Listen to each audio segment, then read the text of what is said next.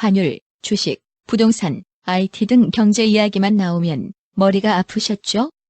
경제 뉴스, 신문을 봐도 무슨 이야기인지 알아듣기 힘드셨죠?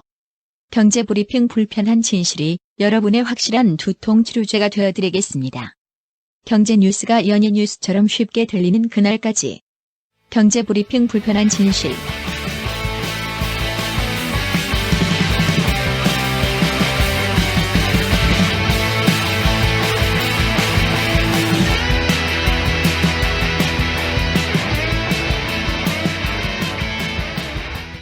경제 브리핑 불편한 진실 174회 시작하겠습니다. 어제 팟빵 게시판에 호넷97 이런 아이디를 쓰신 분이 댓글을 하나 남기셨어요. 위시플렉스에 관련된 얘기인데요. 댓글 내용을 좀 읽어드리자면, 당연히 해보시겠지만 위시플렉스에서 당첨되신 분들은 가격 비교를 반드시 해보시길 바랍니다. 위시플렉스에는 평균적 시장 가격보다 아주 높게 표시되는 듯 합니다. 특히 5등은 아주 심합니다. 이런 항의 댓글을 남기셨어요. 네. 그래서 제가 오늘 아침에 서둘러 그 위시플렉스를 운영하고 있는 김태호 대표님한테 전화를 드렸죠. 아니, 이런 댓글이 있는데 어떻게 된 거냐, 해명을 좀 해주시라 했더니 김태호 대표님이 이런 얘기를 하시더라고요. 위시플렉스 내부 직원들이 가격을 검색을 해서 시장 최저가로 맞추기는 하는데 워낙 올라오는 상품이 많으니까 가끔 그게 누락되는 경우가 있다. 그렇기 때문에 혹시 그런 일이 생긴다면 자신들한테 연락을 해달라. 연락을 해주면 그 차액만큼 돌려주시겠다. 그런 얘기를 하더라고요. 네. 그러니까 실시간 가격이 낮아지는 물건들이 있는데 워낙 아이템들이 방대하다 보니 이거를 일일이 다 챙길 수 없어서 미안하다 하지만 혹시나 비싼 가격으로 사신 분들은 그 차익을 환불해 드리겠다. 이렇게 또 답글을 다하셨죠? 그렇죠. 스토리 STORY 그다음에 골뱅이 하시고 wishplex.net으로요. 이 제품 가격 업데이트 해주세요. 이렇게 메일을 보내주시면 바로 위시플렉스에서 조사한 후에 반영을 하고, 또 혹시 제품을 구매하신 분들한테는 그 차액만큼을 되돌려드린다고 하니까요. 안심하셔도 될 것 같습니다. 위시플렉스가 뭐지? 이러시는 분들 여전히 계신지 모르겠는데요. 위시플렉스는 내 돈 들이지 않고 경제 브리핑 불편한 진실과 같은 독립언론 또는 유기견 보호단체, 이런 어려운 형편에 있는 사람이나 조직을 도와주는 기부 사이트입니다. 그렇죠. 근데 기부 사이트인데 왜 가격 얘기를 하지, 이렇게 또 오해하시는 분들이 계실 텐데요. 위시플렉스 시스템 자체가 쇼핑 리스트에 원하는 물건을 10개를 담게 되면 기부머니 500원을 주는 방식으로 운영이 되거든요. 그러니까 쇼핑을 하게 되면 그 상품에 대한 광고를 보게 되는 거고, 그 광고로 발생하는 수익의 일부분을 기부머니로 적립해서 500원씩 드리는 형태인데요. 또 혹시 오해하시는 분들이 있을 것 같아요. 이거 당첨되면 무조건 사야 되는 거 아닌가? 아닙니다. 사셔도 되고요. 안 사셔도 전혀 문제가 없어요. 단 1등이나 2등 당첨됐는데 안 사시고 싶으신 분들은 저희한테 연락 주세요. 저희가 살 테니까. 1등에 당첨되면 내가 아이쇼핑을 한 10개 중에 하나가 100만 원짜리 물건이면 10만 원에 살 수 있는 기회가 생기는 거죠. 그렇죠. 90%가 할인되는 거니까요. 예, 그러면서 경제 브리핑도 후원할 수 있고 이래저래 좋은 사이트라고 생각돼서 저희도 이렇게 자주 말씀드리는 거예요. 오해는 하지 말아 주시기 바랍니다. 호넷97 아이디 쓰시는 분은 오해가 풀리셨길 바라겠습니다. 경제 브리핑 불편한 진실 나한테 정말 딱이더라고. 신문이나 TV 뉴스 챙기기 쉽지 않잖아. 그런데 경제 브리핑 불편한 진실은 내가 듣고 싶을 때 터치만 하면 경제 뉴스를 쉽게 풀어서 설명하거든. 시사 용어 해설도 들을 수 있고 신간 리뷰도 들을 수 있고. 글쎄, 우리 조카가 이 방송을 듣고 나서 이모, 진위 개수가 뭔지 알아? 난 알지? 하고 자랑하더라고. 이런 팟캐스트 정말 오래오래 들을 수 있으면 좋겠다. 그런데 혹시 돈 없다고 그만하면 어쩌지? 이 PD님, 박 PD님 맨날 자비로 방송한다고 하던데 조금이나마 도울 수 없을까? 걱정 마세요. 신개념 기부 사이트 위시플렉스가 있습니다. 안녕하세요. 위시플렉스 대표 김태우입니다. 여러분의 돈은 한 푼도 들이지 않고 경제브리핑 불편한 진실을 기부할 수 있습니다. 마음에 드는 신상 10개를 고르시기만 하면 일주일마다 기부머니 500원이 적립됩니다. 한 달이면 2,000원이죠. 경제브리핑 불편한 진실 정기 구독자가 1만 명을 훌쩍 넘었는데 이분들이 모두 참여해 주시면 한 주에 500만 원, 한 달에 무려 2천만 원을 모을 수 있습니다.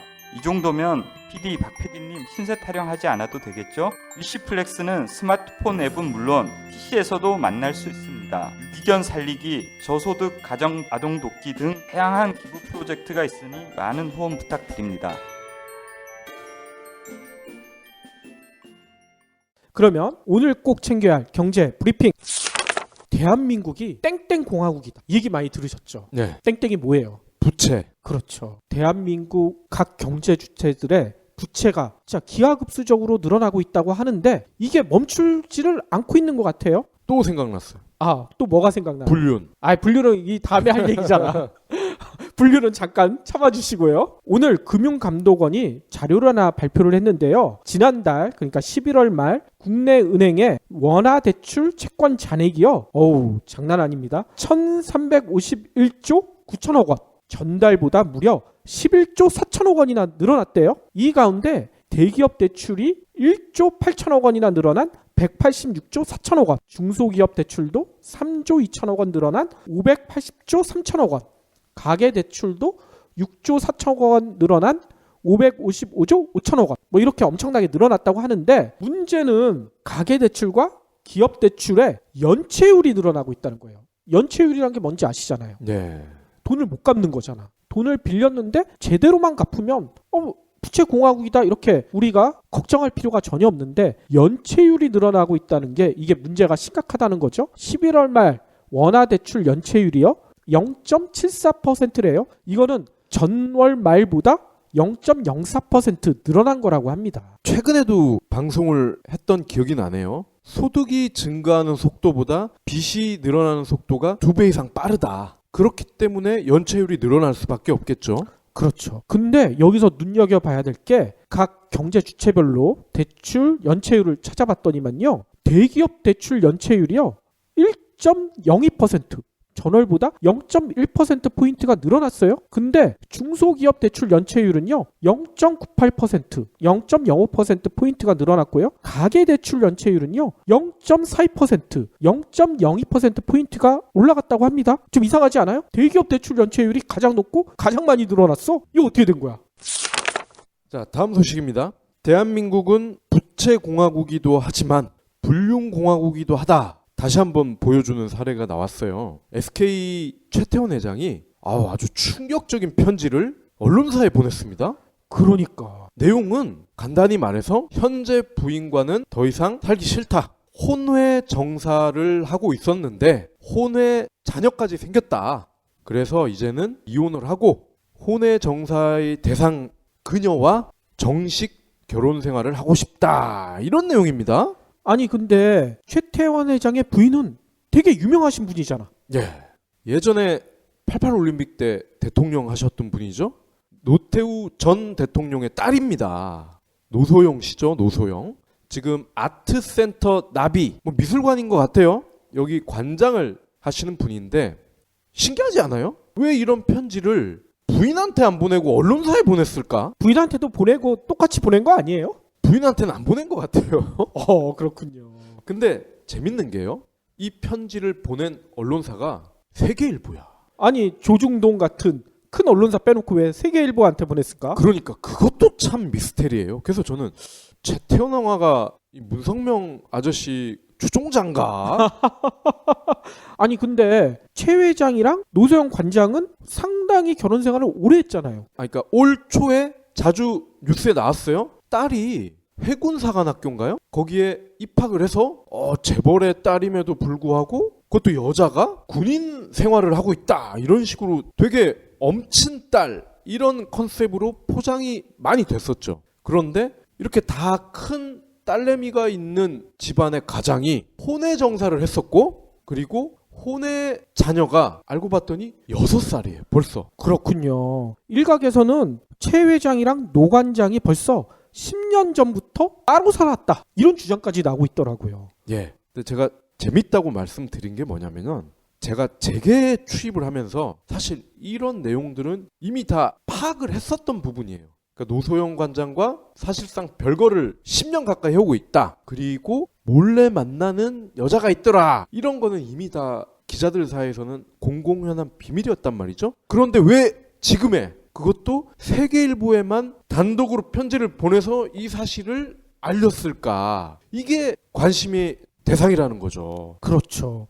근데 저는 여기서 참 재벌들에 대한 또 배신감을 느끼는 게 최 회장이 사면 복권을 지난 8월에 받았잖아요. 경제를 살리라고 박근혜 대통령이 사면 복권을 하겠다고 했잖아요. 네. 사면 복권을 해줬는데 경제는 살리지 않고 지네 가족만 파탄내는 이런 행위에 대해서 뭐라고 할지 난 참 궁금해요. 가족을 늘리고 있었어요. 경제를 살리는 건가요?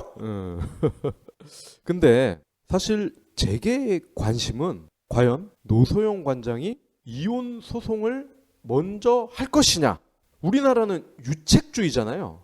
즉 이혼에 책임이 있는 사람은 이혼 소송을 할 수가 없어요. 즉 바람을 피고 혼의 자녀를 낳은 사람은 이혼 소송을 제기할 수가 없다는 얘기예요. 그러니까 부인인 노소영 씨가 이혼 소송을 제기를 하고 그리고 최태원 회장이 주식 자산만 4조가 넘어요. 근데 우리가 알기로 이혼을 하면 재산은 반띵이다 이렇게 알고 있죠? 그렇죠. 그럼 우리의 상식으로 계산했을 때 2조가 넘는 돈이 노소영 씨한테 갈 수도 있다는 거예요.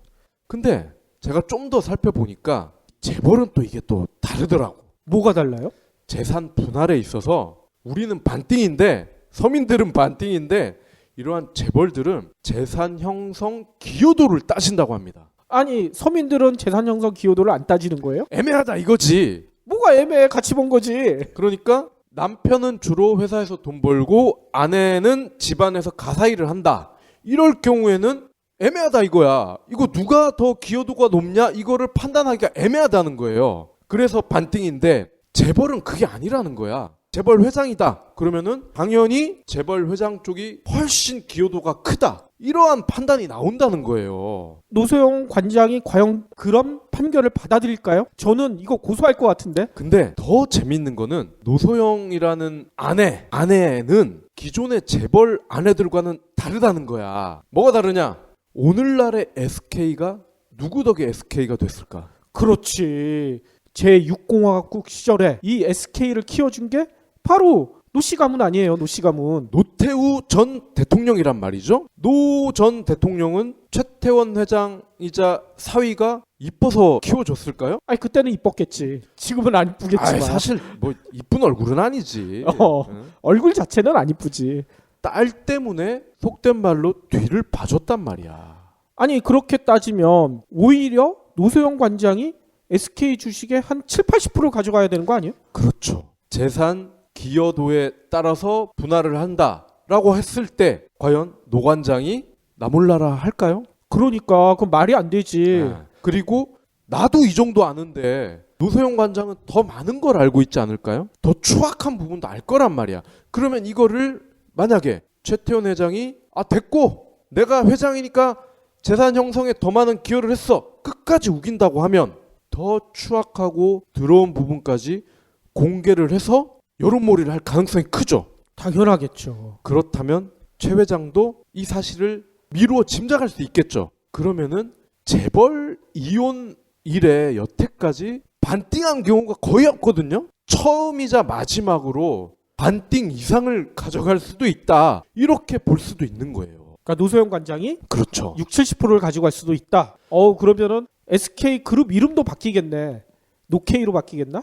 그리고 사실 이 쉬운 문제가 아닌 게 그렇다면 최태원 회장이 오케이 반반 고 이렇게 돼버리면은 그렇다면 과연 노태우 공화국 시절에 얼마나 SK를 밀어줬길래 최 회장이 반이나 줬을까? 이 부분에 대해서 또 관심이 초점이 모아질 수가 있어요. 그렇죠. 아무튼 아까도 제가 잠시 얘기했지만 사면복권 시켜놨더니만 이런 짓거리를 벌이고 있는데 그 사면복권 시켜준 사람은 이런 사태에 대해서 뭐라고 할까? 참 궁금해요. 진실한 마음으로 경제를 살린다 이렇게 생각하고 있겠죠. 진실한 사람이라고 생각하겠죠. 진실한 사람이니까 혼의 정사녀와 자녀까지 책임지겠다. 진실하다. 나 몰라라 하는 것보다 낫지 않냐 이거지.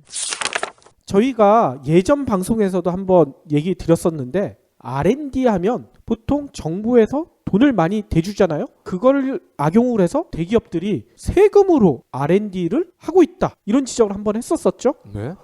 근데 내년부터는 그런 악용이 더욱더 늘어날 가능성이 높아졌어요. 뭔 얘기냐면요. 산업통상자원부가 내년도 R&D 사업 계획을 확정을 했어요. 3조 3,023억 원에 달한대요. 이거는 올해보다는 1.7% 감소한 수치라고 해요. 그런데 문제는 내년부터는 R&D 과제를 수행하는 기업들의 현금 부담률이요. 4배가량 높아진대요. 4배가 높아지게 되면 돈이 없는 기업들은 이 R&D 사업에 참여할 수가 없게 되는 거잖아. 그러면 어떻게 되겠어요? R&D 사업은 다 돈 있는 대기업들만 차지가 되게 된다는 얘기인 거죠. 실제로 벌써 현금 여력이 없는 중소기업이나 스타트업들은 내년부터 우리가 어떻게 국책 R&D 사업에 참여하느냐. 현금이 없으면 국책 사업에 아예 참여하지 말라는 뜻 아니냐. 이렇게 항의를 하고 있다고 합니다. 맞는 말 같은데요? 아예 이렇게 법을 바꾸는 거는 대기업만 먹어라 이런 거 같은데. 이에 대해 이제 산업부 관계자는 뭐 이런 해명을 해요. 참여 기업들의 책임감을 높이고 한정된 정부 예산으로 더 많은 기업들에게 참여 기회를 주기 위한 방안이었다. 이렇게 설명을 하고 있는데 끝에 얘기가 있죠. 더 많은 기업들의 참여 기회. 이 더 많은이 어느 기업을 해당할까요? 돈이 더 많은 기업. 그렇지. 앞에 돈이 빠진 것 같아. 다음 소식입니다. 실손 의료보험 하나쯤은 가입하고 계시잖아요. 그렇죠. 내년부터는 태어날 때 약값을 5천만 원까지 지원받을 수 있다고 합니다. 지금까지는 약제비가 통원 의료비로 간주가 돼서 회당 30만 원까지만 보상을 받았대요. 그런데 내년부터는 일시금으로 최대 5천만 원까지 보장을 해준다고 합니다. 5천만 원까지 약값이 나오는 경우도 있군요. 그리고 우울증, 공황장애, 흔히 말하는 정신질환이죠. 이러한 정신질환도 앞으로는 실손보험의 보장 대상이 됩니다. 여태까지는 우울증, ADHD, 주의력 결핍 과잉 행동 장애라고 하죠. 그리고 조울증, 공황장애, 외상후 스트레스 장애, 기억상실, 틱장애 이런 것들은 질환의 영역이 명확하지 않다. 그래가지고 보상에서 제외가 됐었대요. 내년부터 전국 지방자치단체들의 버스, 상하수도, 쓰레기 봉투 이런 요금들이 줄줄이 오른대요. 또 삥 뜯기 시작하네. 그렇죠. 일단 뭐 부산시 같은 경우는 내년부터 2018년까지 상수도 요금을 단계적으로 인상하겠다. 이렇게 발표를 했어요. 또 부산시는 택시 요금을 평균 16.7%까지 올리겠다. 이 방안도 추진하고 있대요. 16.7%면 너무 과한 거 아니에요? 대전 같은 경우에도 내년도 상수도 요금을 8.5%까지 올리겠다. 이런 발표를 했고요. 울산시는 상수도가 아니네요. 여기는 하수도 사용료를 내년에 14% 올리겠다고 이렇게 발표를 했다고 합니다. 상하수도, 버스, 택시, 쓰레기 봉투. 이거는 정말 생활에 밀접한 것들이잖아요. 가뜩이나 간접세도 많이 뜯기는데 이런 것까지 올려버리면 정말 이것저것 다 내고 나면은 가처분 소득은 하염없이 줄겠군요. 그래서 그런가요? 오늘 정부가 도시가스 요금을 갑자기 인하하겠다고 발표를 했어요. 내년부터 도시가스 요금을 평균 9% 내리겠다고 합니다. 이렇게 9%가 내리게 되면 가구당 월 3,500원 정도 가스비를 절감할 수 있을 것이다. 산업통상자원부가 오늘 이렇게 발표를 했어요. 아니 근데 3,500원 절약해도 지금 상하수도, 대중교통, 쓰레기봉투 올려버리면 그걸 상세하고도 훨씬 오버되는데요. 그렇죠. 근데 참 재미난 게 도시가스 요금은 지난 9월에 4.4% 올린 바가 있거든요. 올렸다가 또 내리고. 참 이게 뭐 물가라는 게 이렇게 올랐다 내려갔다 이래도 되는 거예요? 안녕하세요, 해리입니다. 여러분, 꼬박꼬박 내는 반값을 생각하면 집 선택은 신중해야 합니다. 360도 리얼 뷰와 조건 검색, 그리고 매물도 많은 다방으로 찾으세요. 반값이 얼만데 볼 수 있는 건 다 봐야죠. 방 찾을 땐 다방. 2015년이 이틀밖에 남지 않았습니다. 내년에는 과연 어떠한 ICT 이슈가 펼쳐질까요? 일단 사물 인터넷이 가장 유력합니다. IoT라고 그러죠? 사물 인터넷, 그리고 핀테크, 드론, 인공지능, 로봇 이런 것들이 언급이 되는데 여러분들의 생각은 어떠세요? 제가 서두에 말씀드린 이 키워드에 대해서 동의하시나요? 동의를 안 할 수가 없네요. 일단 뭐 올해부터 핀테크나 상업용 드론 뭐 이런 것들과 함께 사물 인터넷 얘기가 여러 군데서 나왔었잖아요. 네. 거기다가 인공지능, 지능형 로봇, 모바일 헬스케어 뭐 이런 시장들도 내년에 활짝 꽃이 필 거다. 이런 얘기들이 나오고 있어요. 그러면은 저희가 키워드를 몇 개를 말씀을 드렸는데 우리가 개인적으로 꽂히는 거 하나씩만 꼽아 볼까요? 꽂히는 거. 네. 이 중에서 이 PD님은 어떤 게 가장 끌리세요? 저는 상업용 드론이 아, 내년에 좀 활짝 피지 않을까 이런 생각이 들더라고요. 어제 KT에서는 드론 대회도 열었어요. 그렇습니다. 그 대회 상당히 영상을 보니까 재밌던데요. 드론 경주뿐만 아니라 아마존 같은 데서는 벌써 드론을 통한 배송을 시작했다고 하고요. 아마존이 시작하면 다른 데서도 다 쫓아가겠죠? 특히 알리바바 같은 데서도 상업용 드론을 통한 배송 되게 관심 있어 하고요. 예. 이미 유튜브 이런 데를 보면요. 피자를 배달을 하더라고, 드론으로. 그렇죠. 네. 우리나라에서도 이런 날이 빨리 오지 않을까 생각이 되는데 저는 드론도 좋지만 제가 자동차에 관심이 많아서 그런지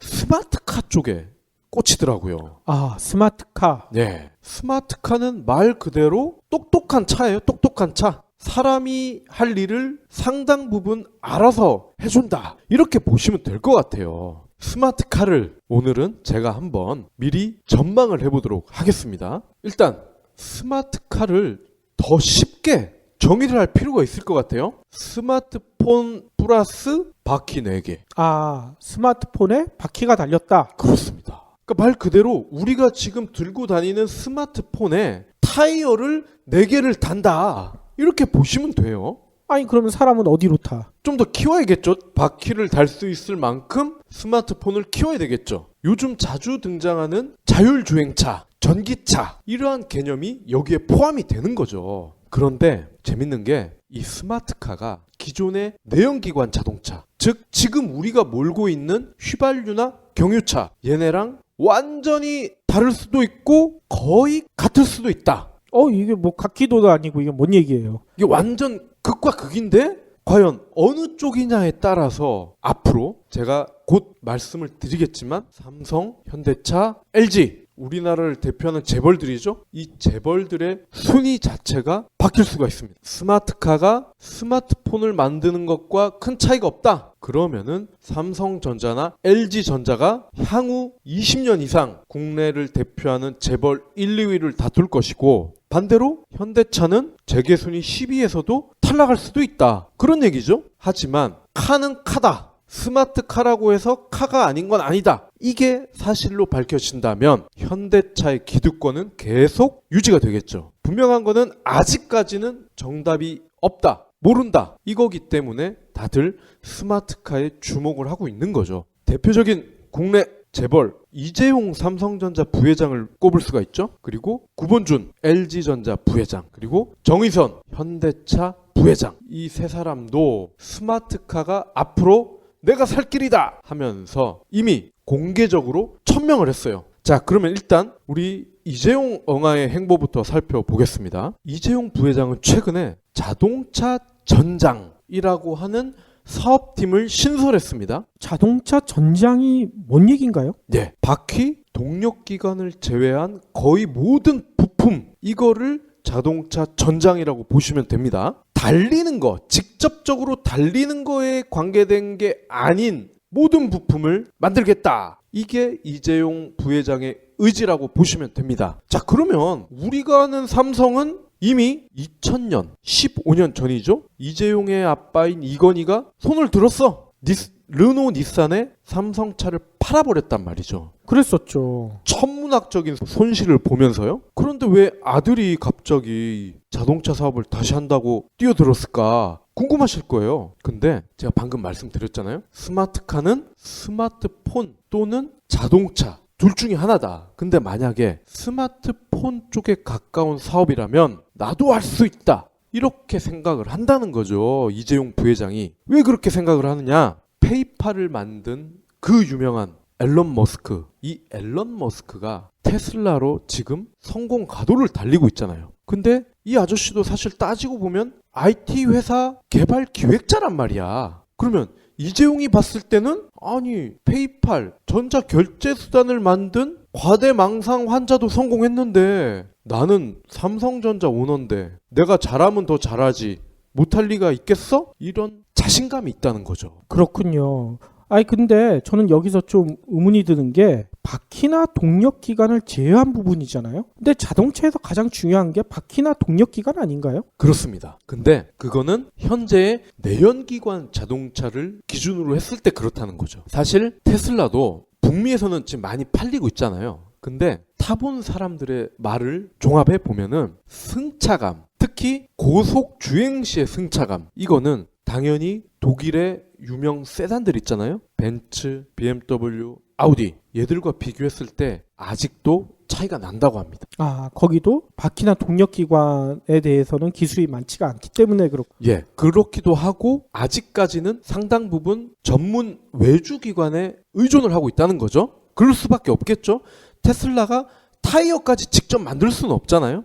그런데 전기차를 사는 사람의 니즈를 생각해 보자고요. 과연 이 전기차를 사서 내가 아우토반을 달릴 거야? 아니란 얘기죠. 가까운 거리에 60에서 80km 정도의 속도, 그리고 가급적이면 나는 휘발유 드는 비용의 5분의 1 정도의 비용으로 차를 몰고 싶다.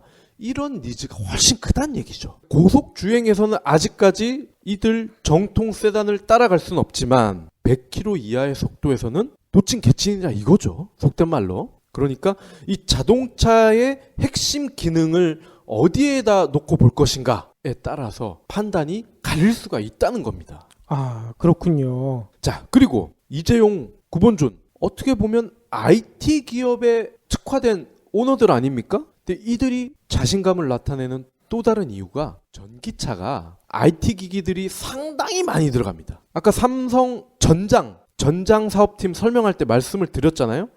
동력과 바퀴를 제외한 모든 부품이 다 포함이 된다. 근데 전기차 하면 떠오르는 핵심 부품은 배터리, 그죠? 이 배터리 분야에서 LG와 삼성이 세계에서 독보적입니다. 아, 그렇죠. 예. 그리고 전기차 아마 테슬라 관심이 있는 분들은 인테리어를 아마 보셨을 거예요. 그 인테리어를 보시면요. 지금 우리가 몰고 있는 차에도 내비가 있는 모니터가 있잖아요. 근데 그 모니터가 테슬라는 거의 20인치 크기로 들어가 있습니다. 왜냐? 그만큼 이 전기차나 자율주행차는 디스플레이가 중요하거든요. 그렇죠. 예. 그리고 LED, 그리고 태양광 관련 부품, 이런 것들이 스마트카에 다 들어갑니다. 그러면 배터리, 디스플레이, LED, 태양광 이런 거 지금 LG나 삼성이 세계에서 거의 1위를 다투고 있는 분야예요. 아, 그러니까 자기들이 잘하는 분야니까 이렇게 자신감을 나타내는 거군요. 예. 그리고 실제로 얘네가 1위라고 하니까 1위 아니야? 라고 하실 수도 있는데 그렇지가 않습니다. 전기차 분야에 테슬라에 이어서 지금 경쟁력을 가지고 있는 게 BMW예요. BMW의 i 시리즈라는 카가 있습니다. 이 i는 지금도 일부 모델이 실제로 달리고 있어요. 근데 완벽한 전기차의 성능을 나타내진 않고 있지만 제가 볼 때 2, 3년 안에는 100% 전기차라고 할 만한 모델들이 나올 것 같아요. 근데 이 BMW에서 현재 삼성 SDI에서 만드는 배터리를 단독으로 공급을 받고 있습니다. 오, 그렇군요. 그러니까 BMW가 인정을 한 거예요. 삼성의 배터리를. 이뿐이 아니에요. LG도 마찬가지입니다. GM 한때 세계 자동차 생산 1위였죠. 이 제너럴 모터스에서도 차세대 전기차에 들어가는 부품 11가지를 LG에서 공급받겠다 협약을 맺었습니다. 벤츠, 구글 역시 LG전자와 파트너십을 맺었고요. 알만한 기업들이 삼성과 LG의 부품을 이미 쓰고 있다는 거예요. 자, 그리고 또 한 가지. 기존의 내연기관차가 고급 세단을 만들 때 1억이 들어갈 때 전기차는 얼마가 들까요? 더 비싸지 않나요? 반대입니다. 오, 더 싸요? 3분의 1 가격으로 동급의 세단을 만들 수가 있습니다. 아, 그렇군요. 아니 근데 하이브리드 차는 더 비싸잖아. 하이브리드는 내연기관이 있기 때문에 그런 거죠. 아, 그게 빠지면 그렇죠. 훨씬 싸질 수가 있다. 전기 모터로 완전히 대체돼야 이거를 전기차라고 할 수가 있거든요. 그래서 3분의 1 비용으로 만들 수가 있기 때문에 이재용, 구본준 이런 IT 기업의 오너들도 노리고 있다는 거죠. 그러면 현대차 측에서는 뭘 하고 있어요? 현대차는 사실 한국에서 스마트카의 원조라고 할 수가 있어요. 왜 원조냐면은 2006년부터 자율주행 자동차 개발에 뛰어들었어요. 사실. 10년도 다 됐네. 네, 이게 일반에게 알려지지 않아서 그렇지 따지고 보면 2006년부터 하긴 했다는 거예요. 그리고 지난 9일이죠. 제네시스 EQ900 저희가 몇 차례 말씀드렸죠. 뭐 IQ도 아니고 EQ900인데 여기에 부분적인 자율주행 기술이 탑재가 됐어요. 예를 들어 차간거리 제어. 차간거리 제어라 함은 저희가 카백 시간에 볼보차에서 주로 말씀을 드렸던 기능입니다. 차가 시속 몇 킬로 이하로 속도가 떨어졌을 경우에 운전자가 부주의로 브레이크를 밟지 않았을 때 차가 알아서 멈추는 그런 기능이죠. 그리고 차선을 유지한다. 운전자가 핸들을 놓고 있어도 차가 차선을 그대로 따라간다는 얘기예요. 그러면은 운전자가 살짝 졸거나 스마트폰 받느라고 딴짓들을 해도 사고가 날 가능성이 줄어들겠죠. 그리고 제한속도 구간별 속도 조절. 그러니까 쉽게 얘기해서 반도체가 차의 속도를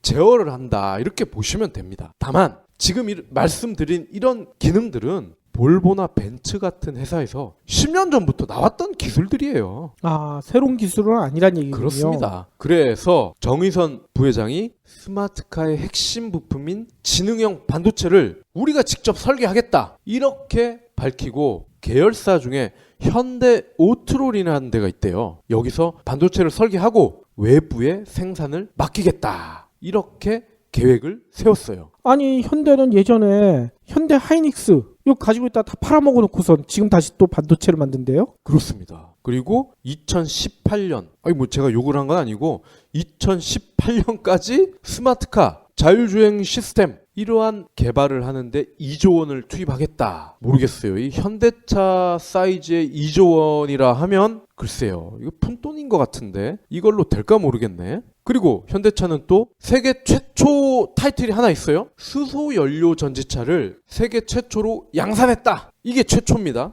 그러니까 세계 최초 개발이 아니라 양산이에요. 양산. 그러니까 스마트카의 핵심이 IT 부품과 기술인데 만약에 현대차 입장에서 스마트카를 만들어 봤더니 반도체 회사도 만들어서 외주를 줘봤더니 야 이거 우리가 삼성이나 LG를 따라잡기는 힘들 것 같아 이렇게 판단을 했다면 수소차 개발과 양산에 매진을 해도 나쁘지 않을 것 같다 이런 전망이 또 나오고 있는 거죠. 그렇기 때문에 이 경우에는 야 그러면 우리가 동력기관과 관련된 기본적인 차 성능을 맡을게. 이재용 너는 그 외에 IT 부품과 기술 쪽에 주력을 해서 우리가 합작을 한번 해보자. 이렇게 나올 수도 있겠죠?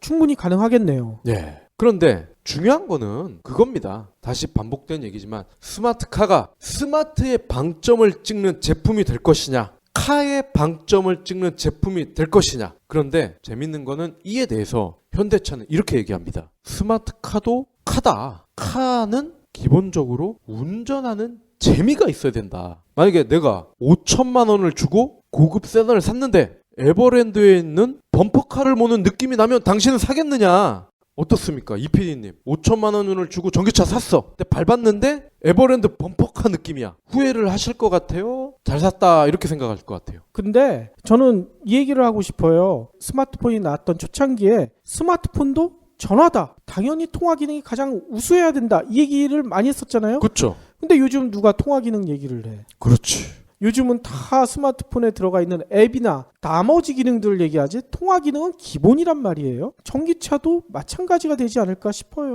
그렇습니다. 그러니까 그렇기 때문에 정 부회장도 혹시 모르니까 반도체를 직접 만들겠다 이렇게 천명을 하긴 했는데 글쎄요. 제가 볼 때도 스마트 쪽에 방점이 찍힐 것 같단 말이죠. 그러면 아무래도 삼성이나 LG가 유리할 수밖에 없지 않냐 이렇게 예상을 해보는 거죠. 그렇군요. 결국에는 현대차의 재계 순위도 상당히 밀려날 수도 있겠네요. 맞습니다. 현대차는 물론 저희가 모르는 다양한 계열사가 있어요. 근데 아무래도 자동차와 관련된 계열사들이 대부분이란 말이죠. 그럼 스마트가 나오면 3분의 1의 가격이란 말이야. 그리고 삼성도 팔 거고 LG도 팔 거고 구글도 팔 거고 BMW 팔 거란 말이에요. 그러면 지금 우리가 애플, 갤럭시, 샤오미, 레노버 다양하게 골라서 쓸 수가 있잖아요. 그리고 중저가 폰도 있고 스마트카도 마찬가지일 거란 얘기죠. 갤럭시나 아이폰과 같은 그런 테슬라급의 브랜드가 있을 것이고 샤오미나 보급형 그런 전기차도 나올 거란 말이죠. 다양한 스펙트럼에서 과연 현대차가 설 자리가 있을까? 재계 순위 10위도 어려울 수가 있다는 거죠.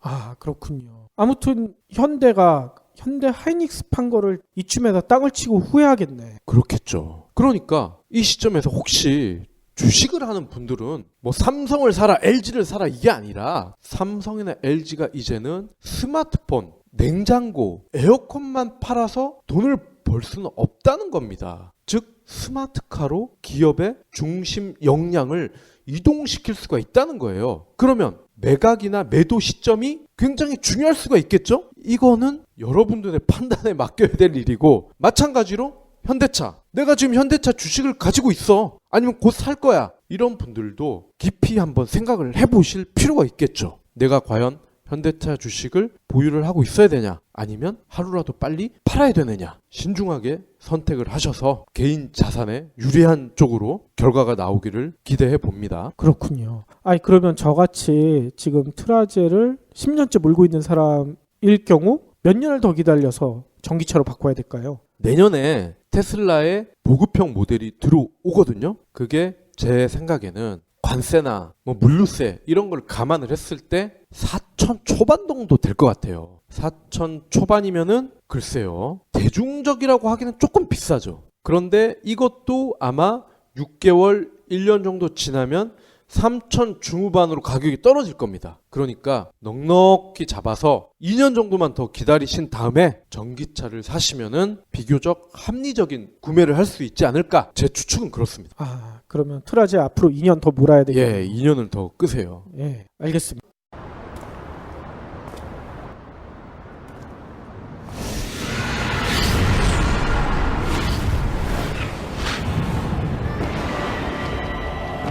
기다림은 끝났다. 거대한 세상, 거대한 전쟁이 시작된다.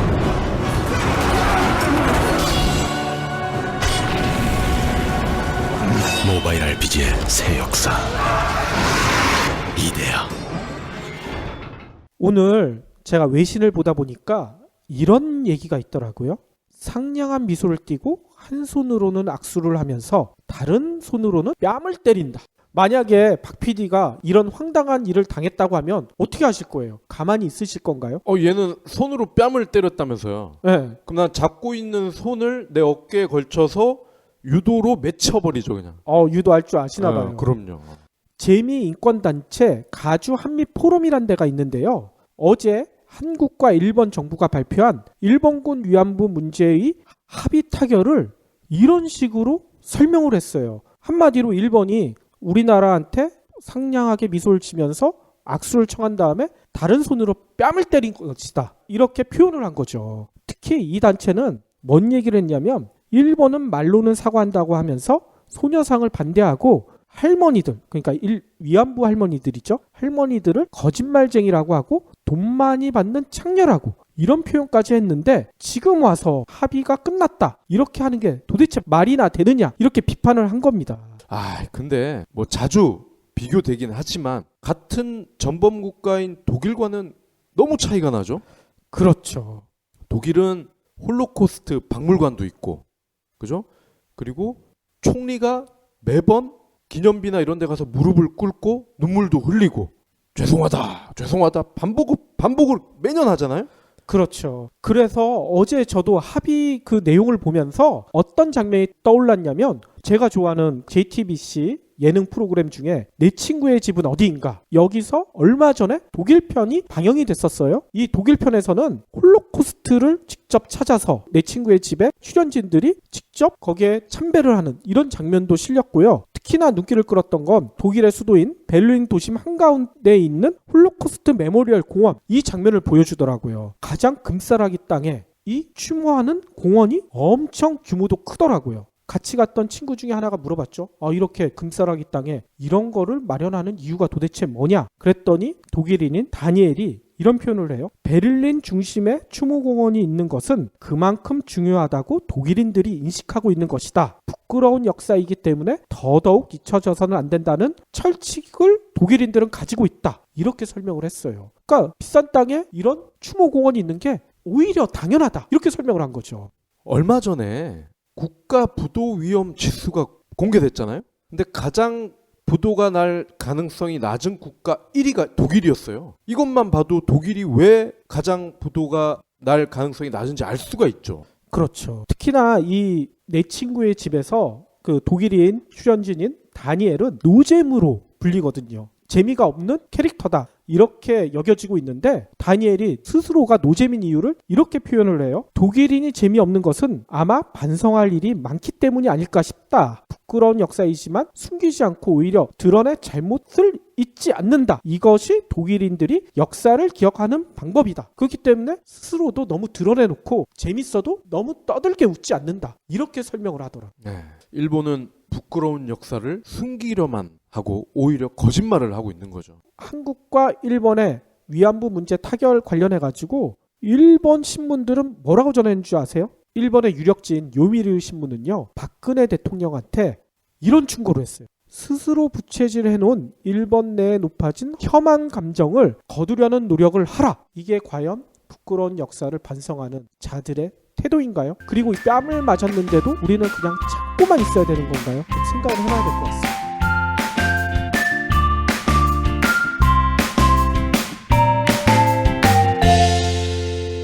본 팟캐스트의 저작권은 뉴스백에 있습니다.